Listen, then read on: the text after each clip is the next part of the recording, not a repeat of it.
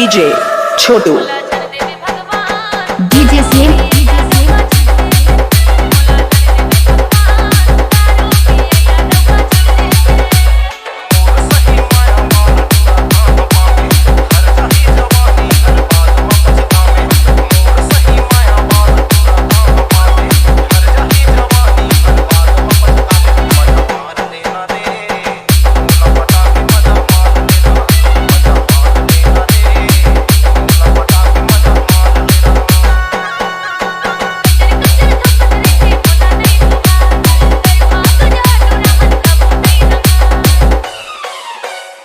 कुछ तो उपाय करा बेटा।